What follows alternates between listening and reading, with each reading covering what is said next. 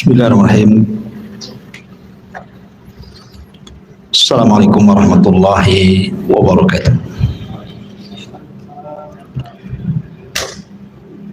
Alhamdulillah wassalatu wassalamu ala rasulillah wa ala alihi wa sahbihi wa mawalah wa la hawla wa la quwata illa billahi wa ba'du. Alhamdulillah, di malam hari ini kembali kita bisa duduk di Masjid Muhajirin. Salawat dan salam kita hadiahkan kepada Rasul kita Nabi besar Muhammad sallallahu alaihi wasallam. Kita meneruskan kajian kita masih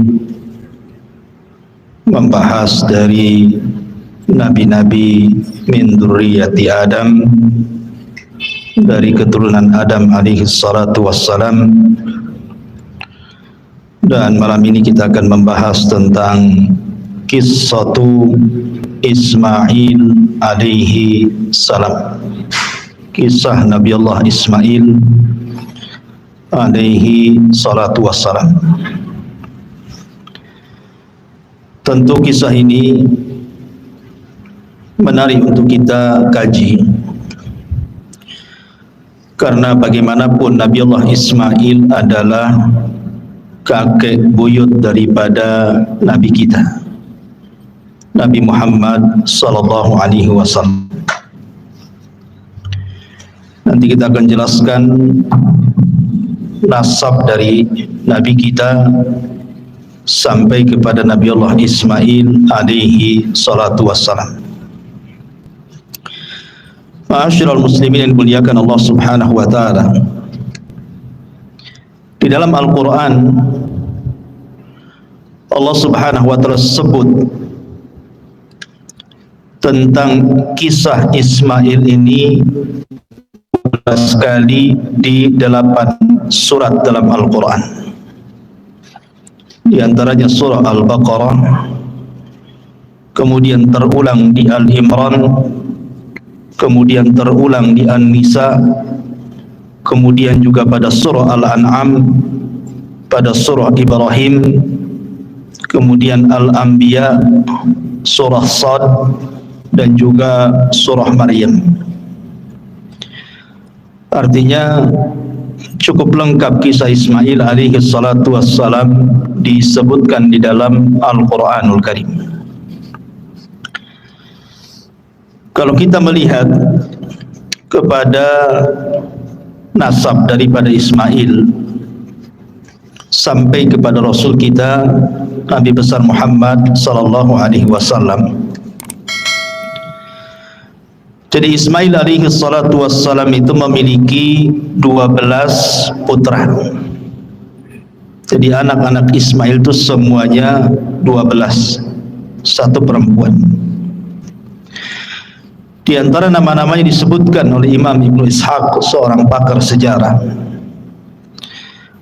Di antara anak-anak Ismail itu ada namanya Nabit, kemudian Qaidar, kemudian Misha, kemudian Musmi, kemudian Mashi, kemudian Ad-Daus, kemudian Arur, kemudian Yatur, kemudian Nabish, Tima, Qaidum, dan yang terakhir perempuan namanya Nasma. Ini seluruhnya 12 putra dan satu putri Ismail alaihi salatu wassalam. Lah dari keturunan Ismail itu ada namanya Nabit. Nabit putra Ismail. Nabit ini punya anak namanya Yasjub ibn Nabit. Kemudian Yasjub punya anak namanya Ya'rub ibnu Yasjub ibnu Thabit ibn Ismail. Disinilah keluar kalimat Arab dari Ya'rub. Kemudian Ya'rub punya anak namanya Firah. Kemudian Firah punya anak namanya Nahur. Kemudian Nahur punya anak namanya Muqawwim, dan Muqawwim punya anak namanya Udad. lah Udad inilah ayahanda daripada Adnan. Artinya Adnan inilah yang disepakati bahwa Nabi SAW nasabnya sampai kepada Adnan. Adnan sendiri punya dua anak. Yang pertama Ma'ad dan yang kedua Ak.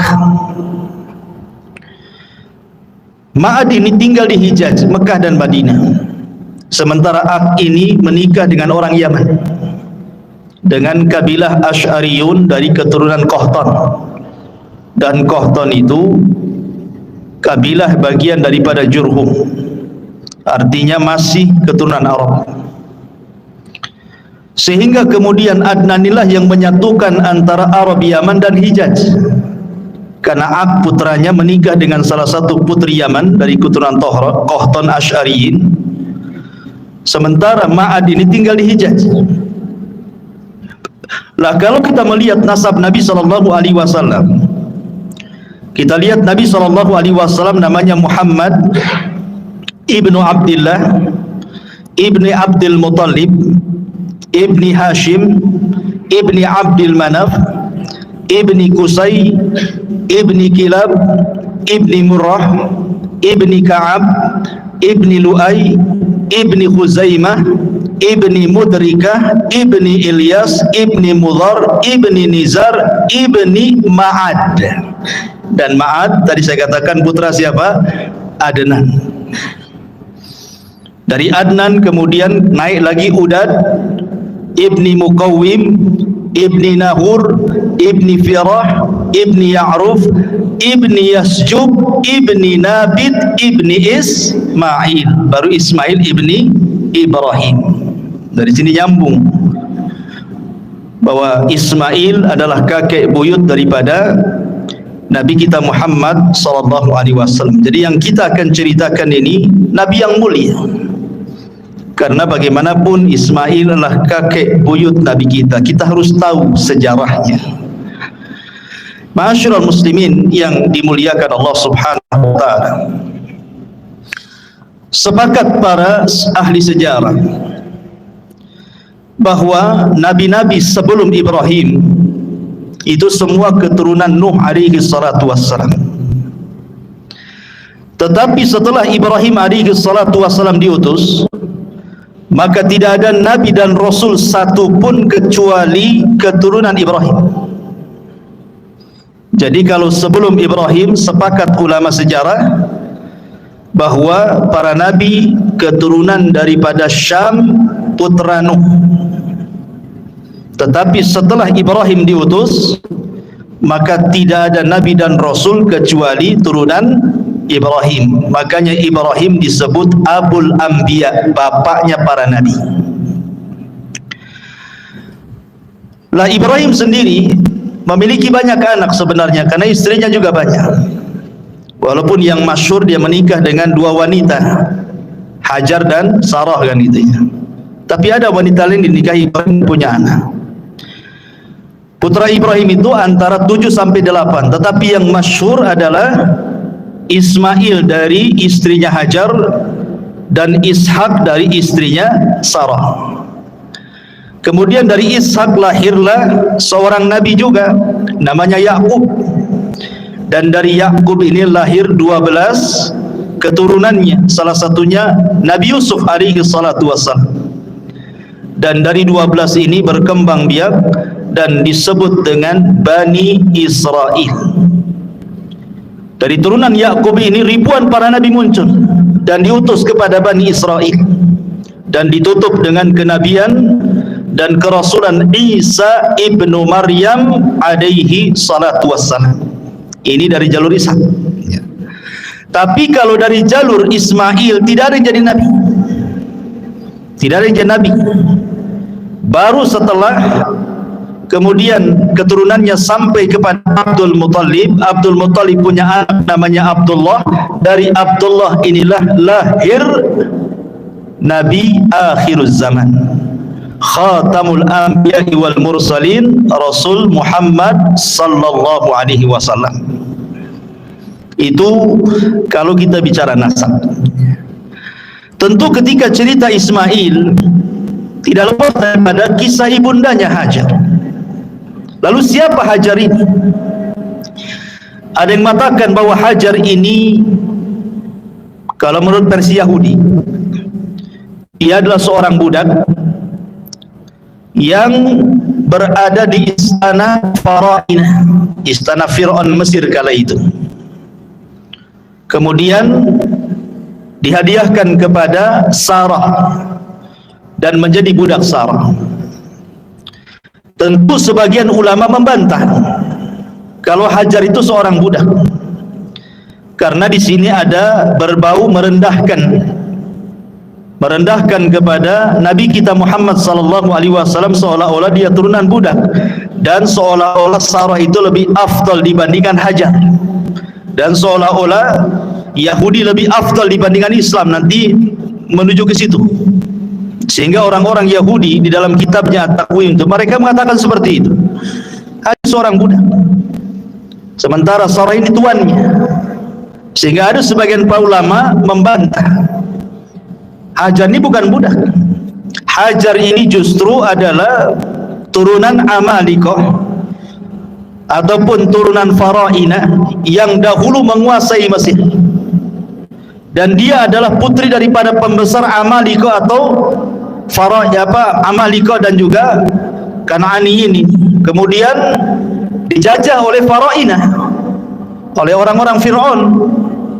Kemudian ditawanlah Hajar ini, kemudian dijadikan pelayan di istana Fir'aun. Lah kemudian setelah Sarah datang ke Mesir bersama Ibrahim, kemudian raja ini hendak melakukan sesuatu yang buruk kepada Sarah. Sarah pun berdoa kepada Allah dengan tawasul dengan amal saleh. Tiba-tiba raja ini stroke, tidak bisa bergerak, kemudian minta doa supaya disembuhkan. Maka Sarah berdoa kepada Allah, kemudian disembuhkan. Karena dia ketakutan kepada Sarah tapi hatinya masih suka, maka kemudian dihadiahkanlah Hajar kepada Sarah sebagai bukti kecintaan Fir'aun ini kepada Sarah, karena tidak bisa apa-apa. Ya. Jadi Hajar ini orang mulia, bukan sebagaimana prasangka orang-orang Yahudi. Itu ada yang mengatakan seperti itu. Intinya bahwa kemudian Hajar ini dihadiahkan kepada Sarah, kemudian tinggal bersama Sarah dan juga Ibrahim di Mesir. Tetapi karena memang kondisinya kurang kondusif, akhirnya Ibrahim pun kemudian meninggalkan Mesir dan kembali ke Syam, Palestina. Maka hiduplah 3 orang ini di Palestina. Lah usia Ibrahim alaihi salatu wassalam itu sudah tua, sudah hampir 82 tahun lebih, tetapi tidak kunjung juga punya keturunan. Hampir 86 lebih gitu ya, dia di atas 80 lah. Tidak punya keturunan juga, tetapi Ibrahim terus berdoa kepada Allah Subhanahu wa taala, dan Sarah tahu bahwa Ibrahim itu pengen punya keturunan. Sehingga karena kecintaan Sarah kepada Ibrahim, dia melirik Hajar. Bagaimana kalau seandainya Ibrahim menikah dengan Hajar, siapa tahu dari Hajar ini melahirkan keturunan. Akhirnya kemudian Ibrahim menikahi Sarah, menikahi Hajar, dan betul setelah menikah dengan Hajar, maka hamillah Hajar, kemudian punya anak dan lahirlah bayi, kemudian dinamai Ismail ibnu Ibrahim. Kemudian timbullah kecemburuan. Ingat bahwa idza aradallahu syai'an ahya asbab. Allah itu kalau menghendaki sesuatu pasti dimunculkan sebabnya. Allah menghendaki Ibrahim itu hijrah dari Palestina ke Mekah kan gitu. Tapi kan harus ada sebabnya. Sebabnya apa kan gitu? Maka dibuat sebabnya. Salah satu penyebabnya adalah Hajar ini ketika memiliki Ismail, Ibrahim itu cinta betul dengan Ismail. Otomatis ketika cinta dengan Ismail lebih banyak tinggal bersama Hajar. Cemburulah Sarah. Wajar kecemburuan seorang wanita, istri Nabi saja cemburu, Aisyah kan, kepada Safiyah. Sampai-sampai kemudian mengatakan tentang Safiyah itu, hasbuka an Safiyata kada wa kada ya Rasulullah. Cukuplah Safiyah ini begini dan begitu. Maksudnya Aisyah ingin mengisyaratkan dengan tangannya, Safiyah itu pendek loh, aku tinggi, itu maksudnya. Ingin merendahkan Safiyah. Tapi Rasul marah dan mengatakan, ya Aish, laqad qulti kalimatan law muzizat bihal bahru lamazazathu. Wahai Aisyah, engkau sudah mengucapkan kalimat ghibah, yang satu kalimat ghibah ini kalau dilempar ke air lautan, satu air lautan tercemar dengan kalimat. Aisyah cemburu karena Safiyah ini walaupun kecil pendek tapi cantik. Artinya kecemburuan itu ada gitu. Jangan dikira istri Nabi tidak cemburu kan gitu. Kalau istri Nabi saja cemburu, apalagi istri antum. Kalau antum poligami ya wajar kan itu. Jangan ngamuk-ngamuk antum kan itu. Aisyah saja cemburu, kemudian juga Sarah juga cemburu kepada Hajar kan. Akhirnya Sarah meminta kepada Ibrahim untuk dijauhkan Hajar dengan dirinya. Terserah mau ditaruh di mana, tapi jangan dekat-dekat dengan diriku. Dari situlah datang perintah agar Ibrahim membawa Hajar ke mana? Ke Mekah. Bayangkan Palestina ke Mekah itu kan perjalanan 1 bulan naik unta tuh. Tentu sekali lagi karena hikmah yang Allah kehendaki. Maka berangkatlah kemudian Ibrahim bersama Hajar dan bayi kecil Ismail. 1 bulan naik unta sampai kemudian singgah di sebuah wadi, lembah. Lembah itu tidak ada tanaman, tidak ada air. Di sekelilingnya hanyalah padang pasir kering kelontang, lautan padang pasir yang tidak bertepi. Tiba-tiba kemudian sampai di situ, Ibrahim hanya meletakkan Hajar dan juga Ismail kemudian pergi. Hanya dibekali beberapa bekal untuk beberapa hari saja. Tentu wanita ditinggal suaminya begitu saja kan tidak terima juga. Akhirnya dia mengikuti Ibrahim dan mengatakan kepada Ibrahim, aina tadhhab wa tatrukuna bihadzal wadi? Ya Ibrahim, Anda pergi kemana? Kenapa kau tinggalkan kami di lembah ini? Alladzi laisa fihi insun wala syai'un. Di sini tidak ada manusia, di sini enggak ada apa-apa, enggak ada pohon, enggak ada binatang, enggak ada minuman, enggak ada apa-apa. Dan terus mengikuti Ibrahim sampai ketika di tempat namanya Kada. Baru kemudian Ibrahim terhenti. Kemudian Ibrahim mengatakan kepada Hajar, ilallah, kutinggalkan dirimu kepada Allah. Bayangkan hanya ngomong begitu saja, kutinggalkan dirimu kepada Allah.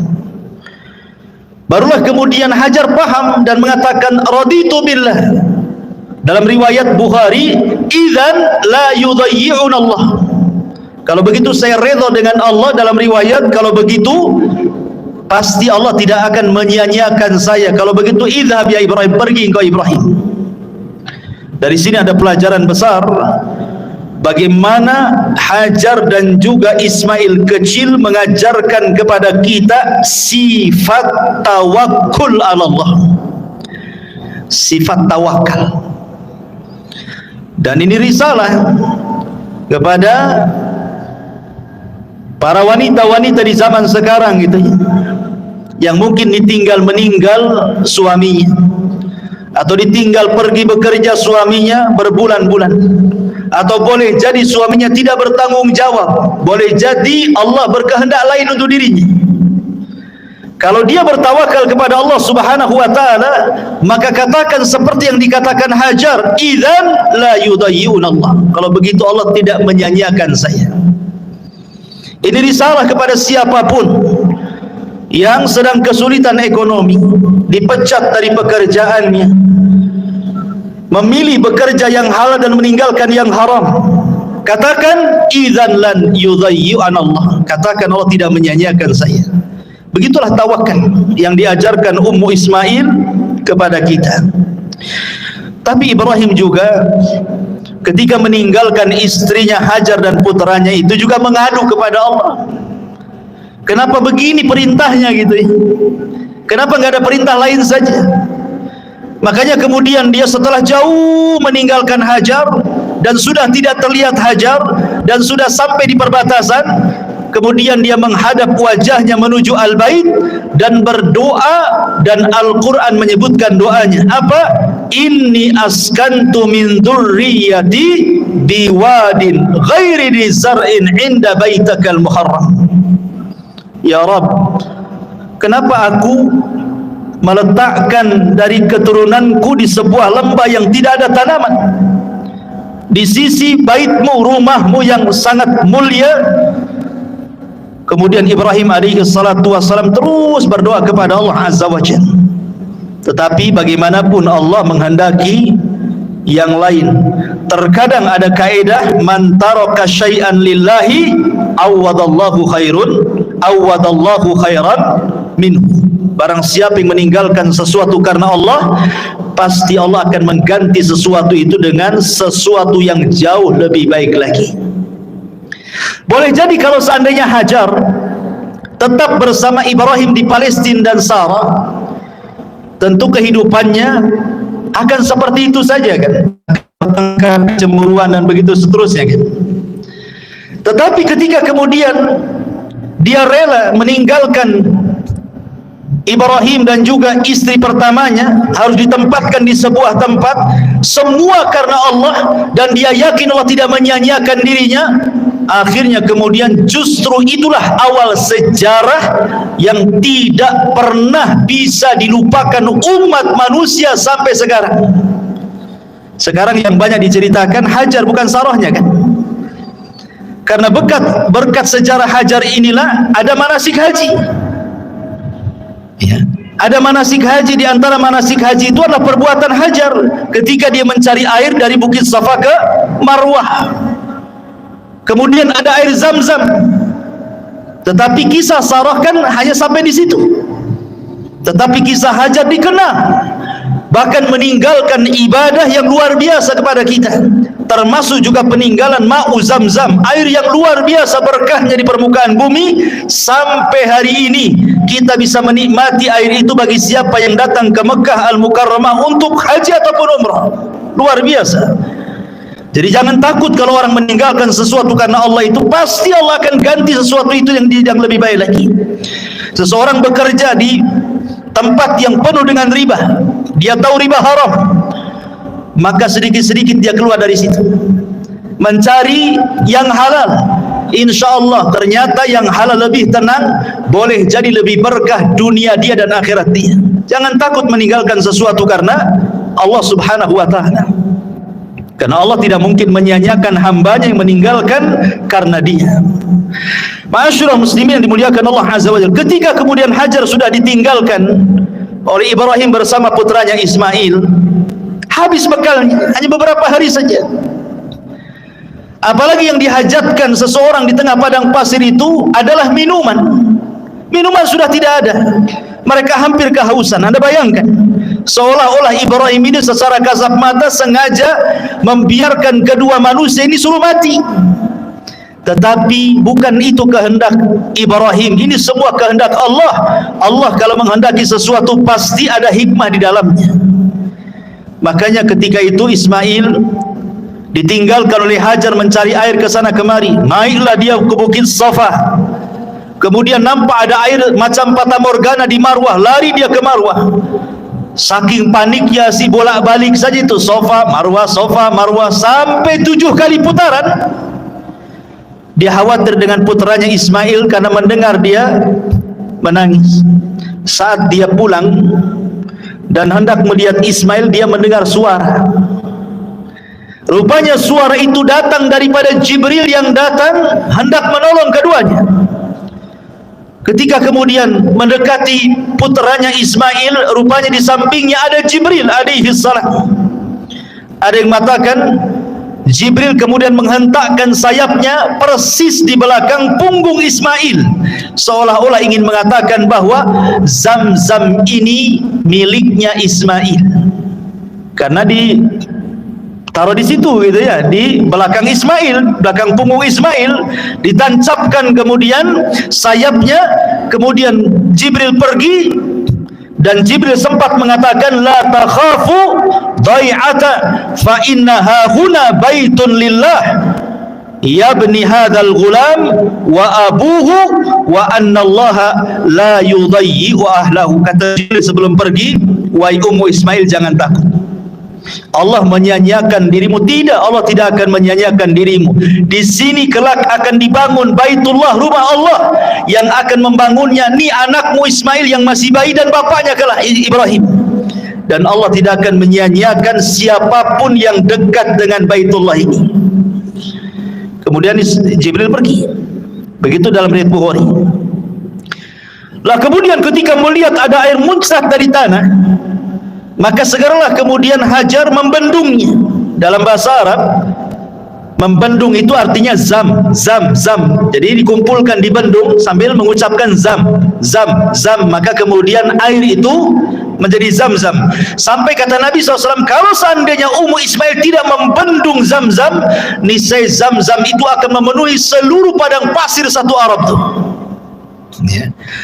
Dari situlah kemudian akhirnya Ismail dan juga Hajar minum dari air zam-zam berhari-hari tanpa makan, sudah cukup. Ya, karena air zam-zam itu disabdakan oleh Nabi SAW. Apa sabda Nabi SAW tentang zam-zam?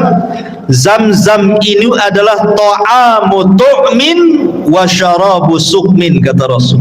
Zam-zam ini adalah makanan yang bisa dikonsumsi dan minuman bagi orang yang punya penyakit, untuk mengobati sakit. Jadi walaupun minum air zam-zam itu sudah kenyang, bahkan dikisahkan dari sahabat Abu Dzar Al-Ghifari radhiyallahu anhu. Jadi Abu Dzar Al-Ghifari itu pernah 1 bulan ketika safar, habis bekal makanannya, tinggal air zam-zam. Akhirnya kemudian dia minum saja air zam-zam 3 hari sehari. Rupanya kata Abu Dzar, hatta samintu, sampai aku gemuk gara-gara minum terus air zam-zam. Enggak makan dia 30 hari. Abu Dzar Al-Ghifari radhiyallahu an tidak makan, hanya minum saja 30 hari. Kata dia, aku minum terus selama 30 hari dalam safarku sampai aku gemuk, tidak ada satupun badan kecuali gemuk, gitu ya. Bayangkan coba. Ya, dan zam-zam itu harus diyakini sebagai obat. Jangan katakan coba-coba. Saya ingin cobalah menyembuhkan penyakit dengan zam-zam. Jangan dicoba air zam-zam itu. Air zam-zam itu bukan percobaan. Air zam-zam itu wahyu. Air berkah, nggak usah dicoba. Langsung diimani, langsung diyakini bahwa dia adalah obat untuk segala penyakit. Minum saja, bismillah. Tawakal kepada Allah, ikhlas kepada Allah. Jangan coba-coba. Kalau coba itu ragu-ragu artinya. Jangan main coba-coba. Langsung bismillah, tawakal Allah, yakin, ikhlas, ya. Insyaallah. Zam-zam itu sebagaimana sabda Rasul, ta'amu tu'min wa syarabu sukmin. Dia adalah makanan sekaligus juga obat.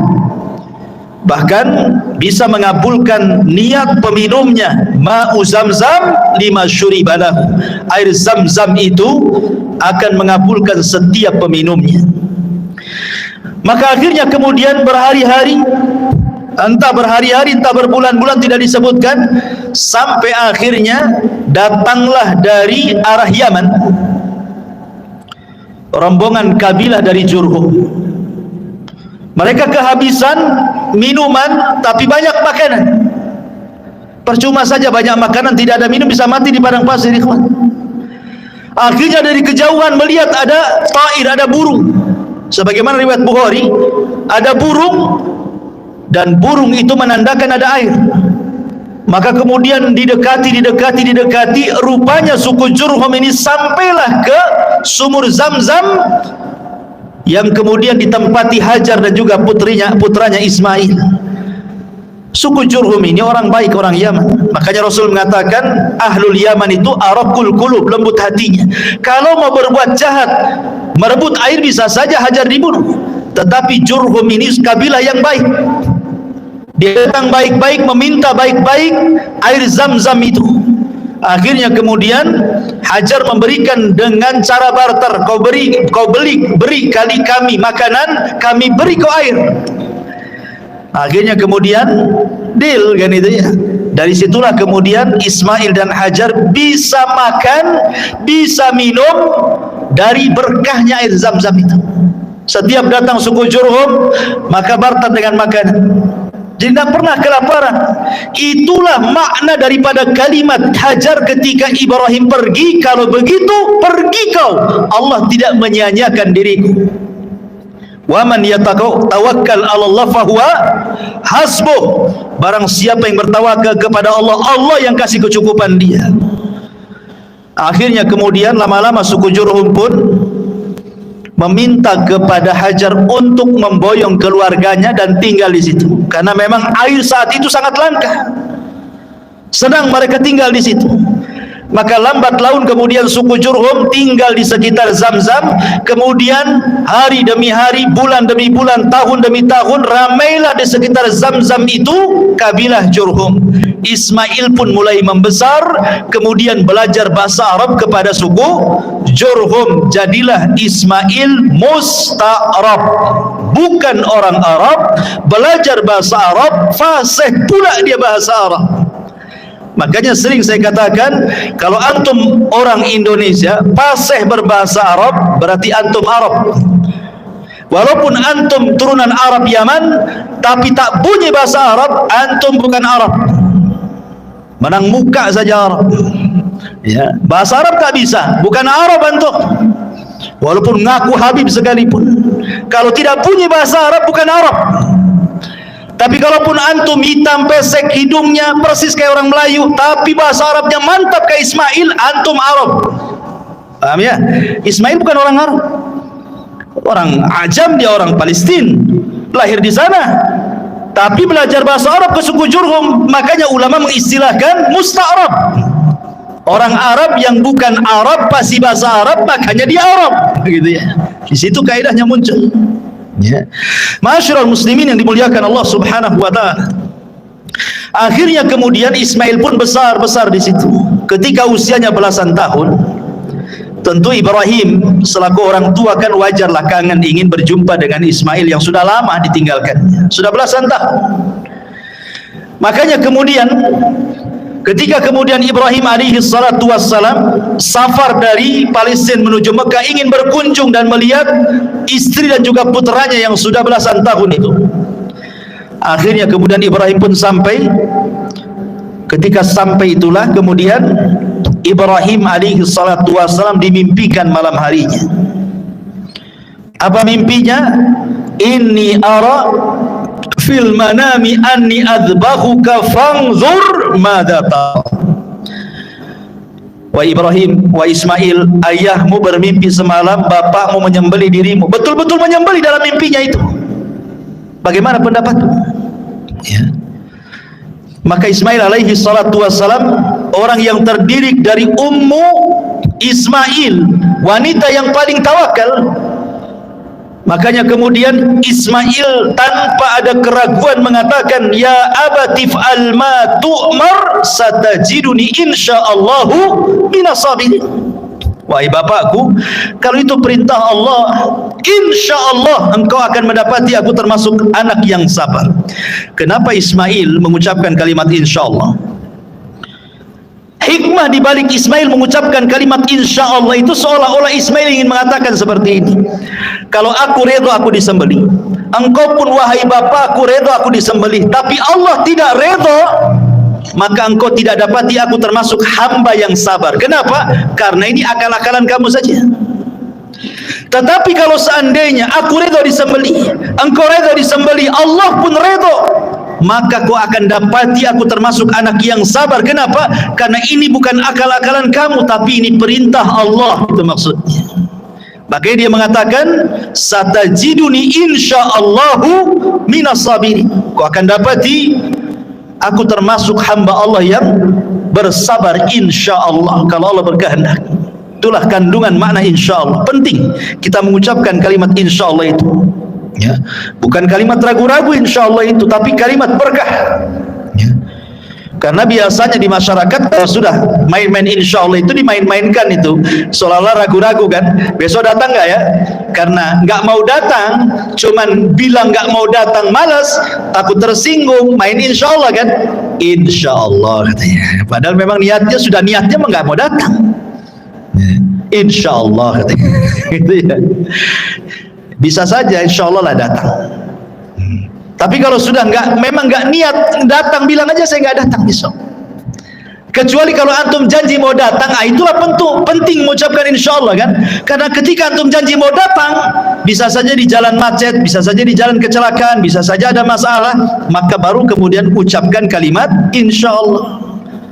Baik, ma'asyiral muslimin yang dimuliakan Allah Azza wa Jalla.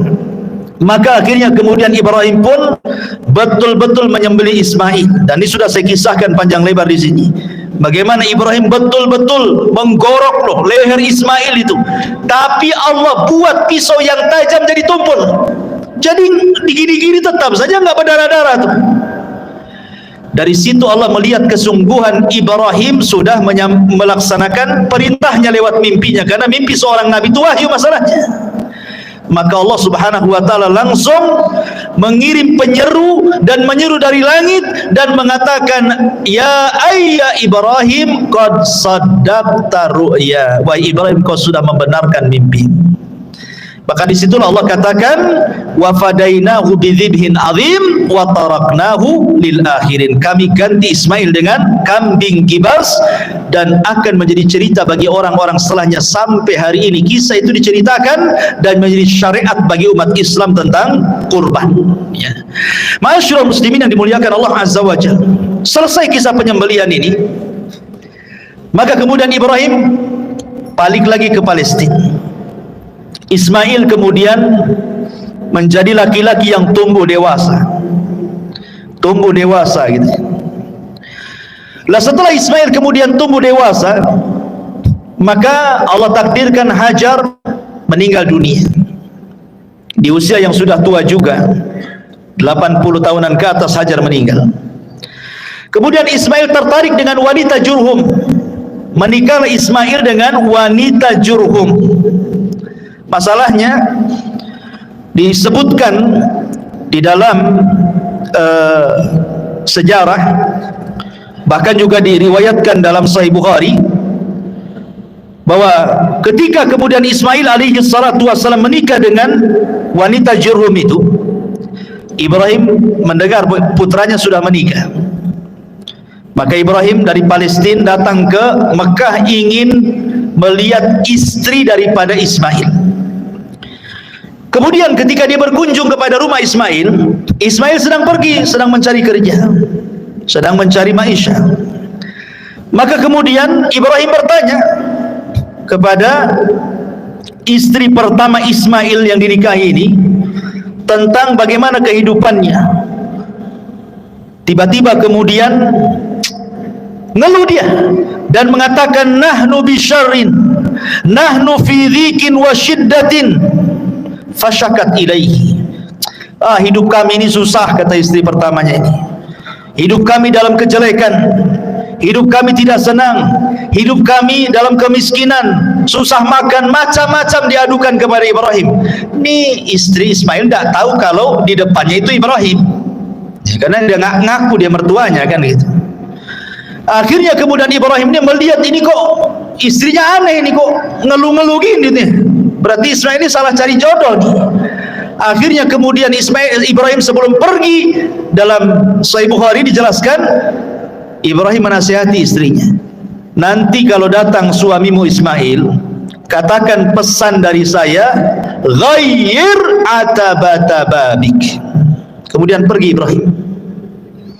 Ketika Ismail kemudian pulang, diceritakan sama istrinya bahwa ada orang tua sifatnya seperti ini. Kaget dia. Lah itu orang tua saya, kenapa kau tidak memuliakan dia? Kata istri, saya tidak tahu itu orang tuamu. Akhirnya kemudian kata Ismail, berpesan apa itu orang tuaku kepadaku?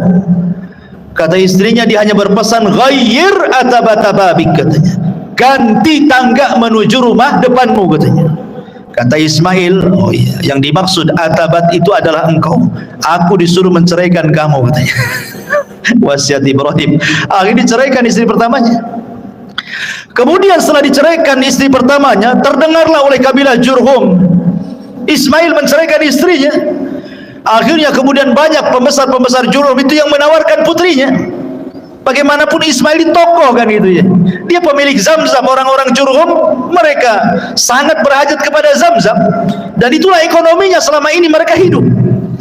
Akhirnya kemudian ada salah satu daripada pembesar Jurhum itu menawarkan putrinya yang saleh untuk menikah dengan Ismail. Akhirnya kemudian Ismail pun menikah dengan istri keduanya, tapi tetap Ibrahim hendak mengujinya.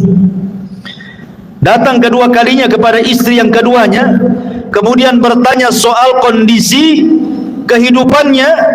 Maka kemudian kata istri keduanya, dia menceritakan, nahnu bi khairin, katanya, kami dalam kondisi baik, wasaatin, dan dalam kondisi lapang. Padahal kehidupannya susah, tapi dia tetap mengatakan baik dan kondisinya lapang. Berarti baik akhlaknya tuh. Kemudian ketika itu, karena istri keduanya kan tidak tahu kalau itu ayahanda daripada Ismail, tetap dia menghormatinya. Diambillah daging kambing, kemudian sebagai menjamu tamu, kemudian diambillah air Zamzam, kemudian disodorkan kepada Ibrahim. Kalau istri pertama nggak keluar tuh sama sekali itu jamuan-jamuan itu ya. Ini istri keduanya betul-betul muliakan tamu. Maka Ibrahim senang dengan istri keduanya, kemudian berdoa kepada Allah, Allahumma barik li ta'amikum wa syarabikum. Ya Allah, berkahi makanan kalian, ya Allah berkahi minuman kalian, ya Allah tetapkan rumah tangga kalian berdua. Kemudian Ibrahim mengatakan, nanti kalau sampai anakku sampaikan pesan bapaknya, apa? La tughayyir atabata babik, jangan kau ganti lagi tangga menuju depan rumahmu, katanya. Nah, itu istrimu tuh, katanya. Akhirnya Ismail pulang, kemudian diceritakan istri keduanya. Kata Ismail, ayahku menyuruh agar aku tidak menceraikan kamu. Lihat, tapi di sini syahidnya Ibrahim mendoakan apa? Mendoakan makanan dan minuman.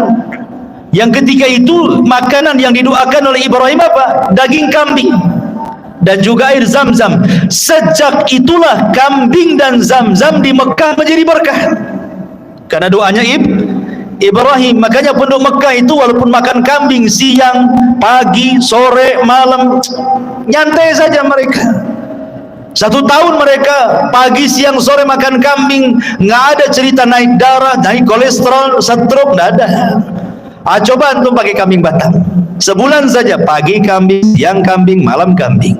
Pagi sate, siang gulai, rawon lagi sorenya, malamnya tengkleng. Sebulan saja. Apa nggak naik itu tensinya? Ya. Masyaallah muslimin yang dimuliakan Allah Azza wa Jalla. Intinya bahwa kemudian Ismail pun tetap tidak menceraikan istrinya karena dapat istri yang soleh. Dari istri inilah lahir 12 keturunannya yang saya sebutkan di mukaddimah tadi. Kemudian setelah itu Sarah meninggal, maka Ibrahim kemudian hijrah dari Palestina dan bergabung bersama Ismail. Disinilah terjadi pembuatan Ka'bah, pembangunan Ka'bah yang sempat roboh. Kisahnya adalah, jadi ketika kemudian Allah Subhanahu wa taala perintahkan Ibrahim untuk membangun Ka'bah dan juga putranya Ismail, maka mulailah kemudian Ibrahim dan juga Ismail mencangkul bagian Ka'bah yang akan dibangun sampai kemudian mendapati pondasi. Dan ketika di zaman jahiliyah pernah kan dirobohkan karena terkena banjir sehingga Ka'bah rusak. Kemudian oleh Al-Walid ibn Mughirah dan orang-orang Quraisy digali sehingga sampai kepada pondasi awal Ka'bah yang berwarna hijau. Ya, pondasinya itu warna hijau. Lah Ibrahim juga sama, karena Ibrahim itu tidak mulai dari pondasi, karena pondasi sudah ada sejak zaman para malaikat membangunnya. Ada yang mengatakan Adam yang membangunnya gitu. Jadi Ibrahim itu hanya meninggikan saja. Maka mulailah kemudian Ibrahim dan Ismail meninggikan dari atas pondasi itu bangunan Ka'bah. Dan bentuknya memanjang karena Hijar masuk ke dalamnya. Tapi di zaman jahiliyah ketika Ka'bah itu hancur hanya dibangun separuh saja sehingga Hijar keluar. Hijar Ismail keluar gitu ya. Kalau di zaman Ibrahim masuk Hijar itu. Ya, dan juga pintunya 2. pintu masuk, pintu keluar, kemudian di tanah. Kalau sekarang kan pintunya di atas gitu ya. Agak sulit, orang-orang tertentu saja masuk. Kalau orang dulu kan siapa aja bisa masuk gitu ya. Intinya bahwa ketika kemudian sudah dibantu oleh Ismail pembangunan Ka'bah, sampai kemudian ada satu tempat yang itu khusus untuk satu batu, kurang satu batu, maka Ibrahim meminta kepada Ismail untuk mencari batu.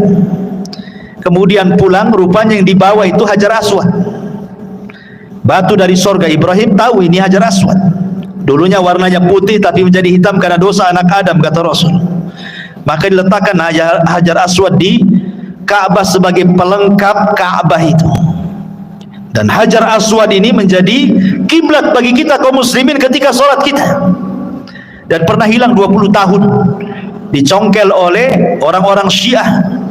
Ketika Syiah menyerbu Mekah ketika itu kan, sampai dipantai ribuan jemaah haji itu, sampai orang yang nempel di kiswah Ka'bah aja dipantai itu orang-orang Syiah itu, dicongkel itu Hajar Aswad, dibawa ke Bahrain. 20 tahun hilang Hajar Aswad itu. Tapi setelah Hajar Aswad dicuri sama orang-orang Syiah itu, dibawa ke Bahrain, banyak azab menimpa Bahrain. Akhirnya takut dibalikin lagi setelah 20 tahun. Ya, Ma'asyiral muslimin yang dimuliakan Allah Subhanahu wa taala, intinya bahwa Allah Subhanahu wa taala menggambarkan dalam Al-Qur'an, inna awwala baitin wudi'a lin-nasi lalladzi bi Bakkah mubarakan wa hudal lil alamin fihi ayatun bayyinatun maqamu Ibrahim wa man dakhalahu kana amina walillahi 'alan nasi hajjul baiti man istata'a ilaihi sabila wa man kafara fa innallaha ghaniyyun 'anil alamin. Sesungguhnya rumah yang mula-mula dibangun untuk tempat beribadah manusia adalah Baitullah yang ada di Bakkah ataupun Mekah, yang diberkahi dan menjadi petunjuk bagi semua manusia. Di sana terdapat tanda-tanda yang jelas, di antaranya maqam Ibrahim. Barang siapa memasuki Baitullah, amanlah dia. Dan di antara kewajiban manusia terhadap Allah adalah melaksanakan ibadah haji ke Baitullah, yaitu bagi orang-orang yang mampu mengadakan perjalanan ke sana. Barang siapa yang mengingkari kewajiban haji, maka ketahuilah Allah Maha Kaya bagi seluruh alam semesta. Ketika Ibrahim sudah selesai itu membangun Ka'bah, dan apabila dia capek, maka dia berdiri di samping Ka'bah yang kemudian menjadi makom Ibrahim. Makom dulu tempat istirahatnya di situ, makanya makom sekarang kan. Ya. Jadi setelah selesai, Allah perintahkan kepada Ibrahim untuk mengajak seluruh manusia yang ada di bumi suruh haji. Ibrahim gimana? Harus datang kemana-mana mengajak manusia haji. Perlu berapa waktu ke timur, ke barat, ke selatan, ke utara? Jadi Ibrahim mengatakan, ya Rabb, tidak mungkinlah saya berjalan ke sana kemari kan itu. Tapi Allah mengatakan, ya Ibrahim, aku tidak suruh kau jalan ke sana kemari. Aku suruh kau berteriak dari Mekah. Nanti kami yang sampaikan suaramu ke ujung barat, ke ujung timur, ke selatan dan ke utara. Dan ini mukjizatnya Ibrahim. Cukup kau serukan manusia untuk haji, suaramu sampai di sana nanti, gitu maksudnya. Maka Ibrahim pun menyerukan manusia untuk haji, suaranya kemana-mana, masuk ke telinga semua manusia. Subhanallah, seruan Ibrahim masih melengket di telinga kita sampai hari ini. Semua datang ke Mekah, ya, semua datang ke Mekah kan. Alhamdulillah, seruan Ibrahim sampai hari ini melekat di telinga-telinga kaum muslimin. Wa adzin finnas, ya, dan serukan kepada manusia untuk haji. Ya'tuka rijalan wa ala kulli dhamirin ya'tin min kulli fajin ami, kata Allah. Maka akan datang dari semua belahan negeri untuk menziarahi Ka'bah. Sadaqallahul azim. Lihat bagaimana sekarang dari penjuru negeri datang ke Mekah. Subhanallah, tidak ada orang yang bosan datang ke Mekah dalam rangka haji dan umrah. Ya, buktinya orang yang hari-hari umrah belakangan punya travel umrah pula dia. Saking pengen terus ke sana bolak-balik gitu. Begitulah Allah cintakan manusia untuk haji. Ma'asyiral muslimin yang dimuliakan Allah Subhanahu wa taala. Kemudian Nabi Ibrahim alaihi salatu wasalam wafat, dan Allah Subhanahu wa taala kemudian menggantikan estafet dakwah Ibrahim kepada pundak Ismail.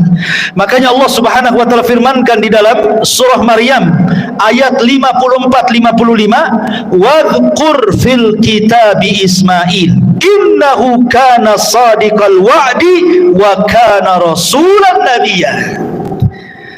Ceritakan wahai Muhammad fil kitab, di dalam Al-Quran, tentang Ismail. Dia adalah orang yang sangat jujur dan amanah. Wa kana rasulan, dia seorang rasul, nabiyan, dan seorang nabi. Diutus kepada siapa kalau dia seorang rasul? Ismail diutus kepada seluruh bangsa Arab. Jadi Ismail nabinya bangsa Arab.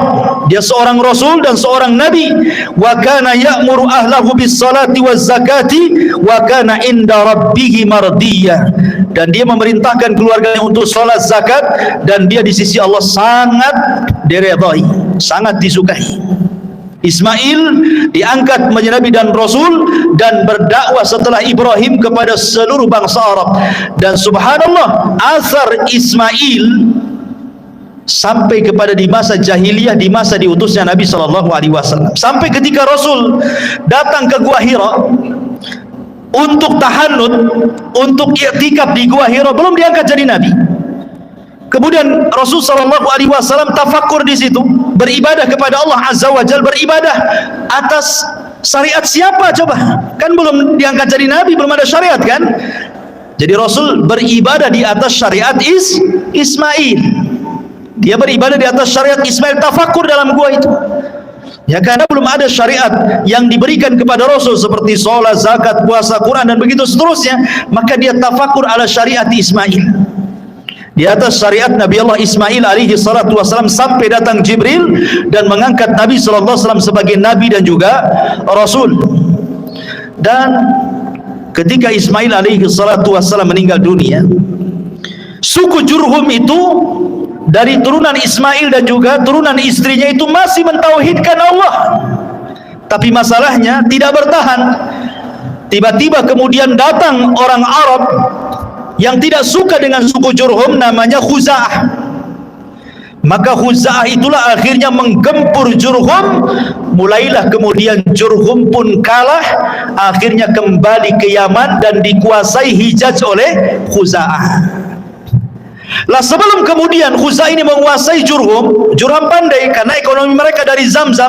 Disitulah air Zamzam dipendam sama orang-orang Jurhum supaya jangan direbut Khuza'ah, dipendam sampai akhirnya beratus-ratus tahun hilang Zamzam itu. Ketika kemudian dikuasai oleh Khuza'ah, Khuza'ah tidak menemukan di mana letak air Zamzam itu. Subhanallah, di antara salah satu tokoh daripada tokoh Khuza'ah ada namanya Amr ibn Luhai. Amr ibn Luhai. Amr ibn Luhai inilah, dialah yang pertama kali merubah agama Ismail dan juga Ibrahim di kota Arab. Di negeri Arab itu dialah yang pertama merubahnya.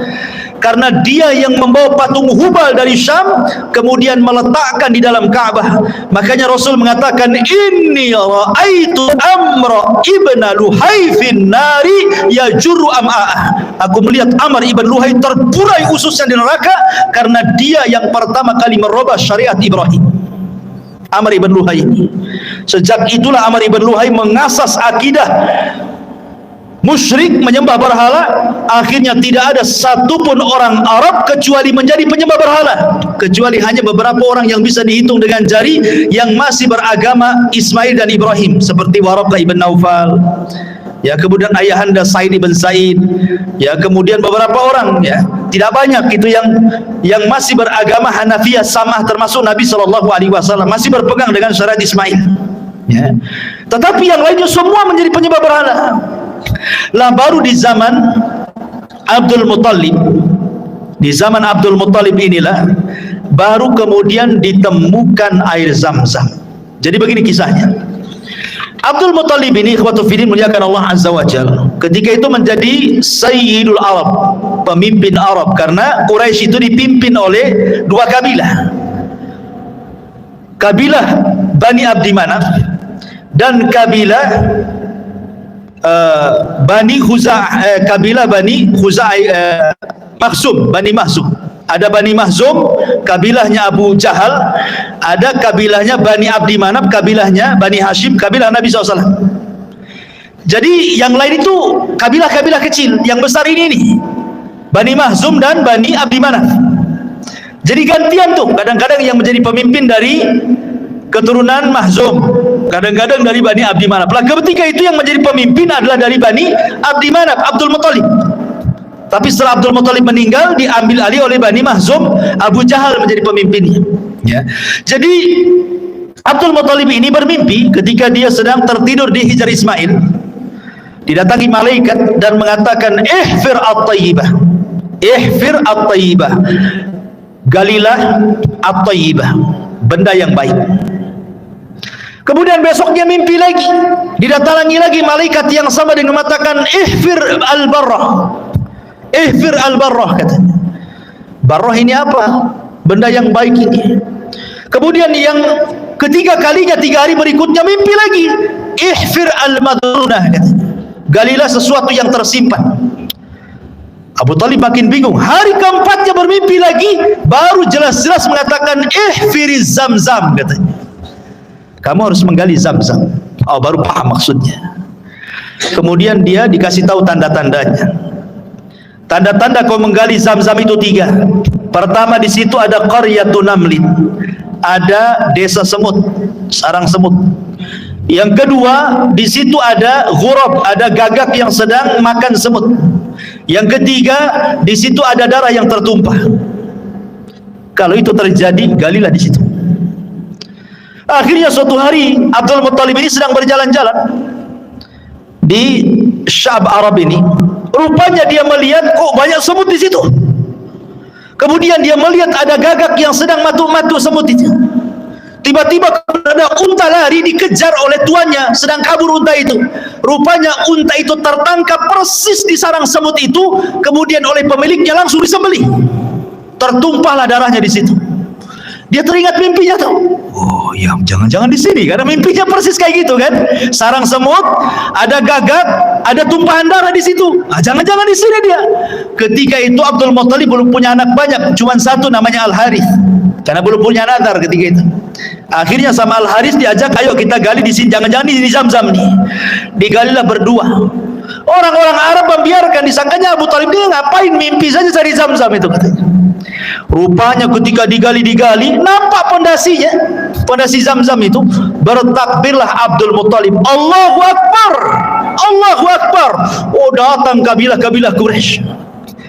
Tiba-tiba setelah ditemukan Zamzam, kabilah Quraisy mengatakan kepada Abdul Muthalib dan mengatakan, ya Abdul Muthalib, kami semua adalah Bani Ismail, keturunan Ismail. Kami juga punya hak dengan Zamzam ini. Bayangkan, ketika menggali mereka nengokin, sudah ketemu mereka mengaku itu Zamzam kami juga, katanya. Karena kami semua keturunan Ismail dan ini adalah Zamzamnya Ismail, katanya. Kata Abdul Muthalib, tidak bisa. Aku yang menemukannya, ini dikhususkan untukku. Kata mereka, tidak bisa. Kalau engkau tidak berbagi dengan kami, kami siap perang, katanya. Oh, ngajak perang. Akhirnya kemudian kata Abdul Muthalib, apa enggak ada pendapat yang lebih baik kecuali harus perang?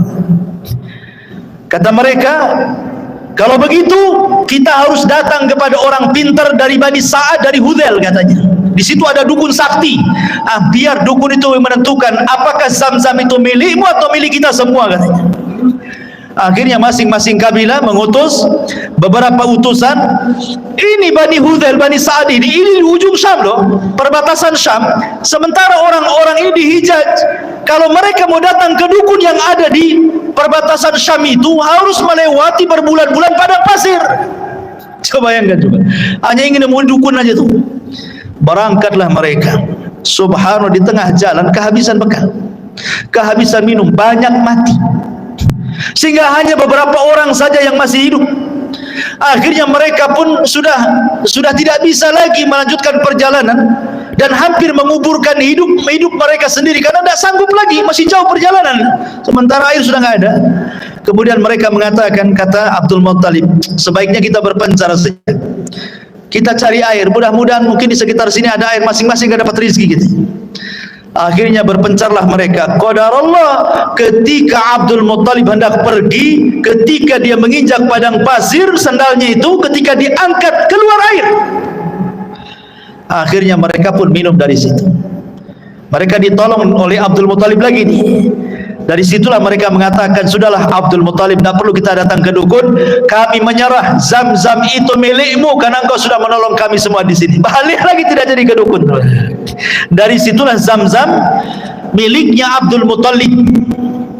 Tapi masalahnya Abdul Muttalib sudah tahu nih, kalau dibiarkan dia meninggal bisa masalah Quraisy, perang nih gara-gara Zam-Zam. Disitulah dia bernadar kepada Allah agar diberikan anak 10 untuk menjaga Zam-Zam, dan sebagai imbalannya satu di antara mereka akan aku korbankan.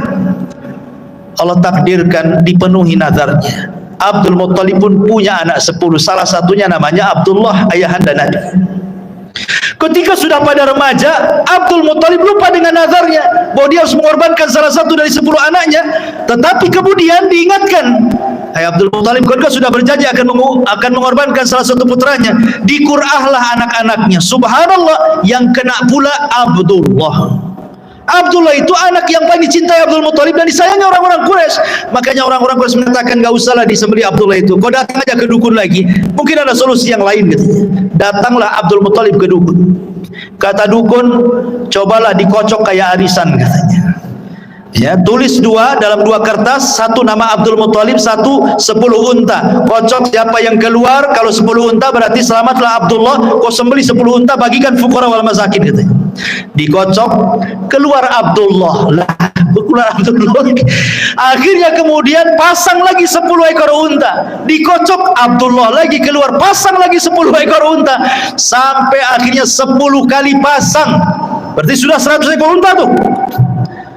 Baru keluar unta. Akhirnya dia terpaksa menyembelih 100 ekor unta loh ya, diberikan kepada fuqara wal masakin, dan tidak jadi menyembelih Abdullah. Dari situlah 100 ekor unta menjadi diat pembunuhan. Kalau ada orang membunuh, kisos. Kalau tidak dikisos, bayar 100 ekor unta. Jadi diat. Nah, makanya Nabi SAW disebut Ibnu Dzabihataini, anak dari 2 orang yang akan disembelih. Pertama ayahandanya Abdullah, yang kedua Ismail, kakek buyutnya, putra daripada Ibrahim alaihi salatu wassalam. Wallahu alam. Sampai di sini kisah Nabi Allah Ismail alaihi salatu wassalam, kakek buyut Nabi kita yang mulia alaihi salatu wassalam. Subhanakallahumma bihamdika asyhadu an la ilaha illa anta astaghfiruka wa atubu ilaik. Allahu ta'ala. Assalamualaikum warahmatullahi wabarakatuh.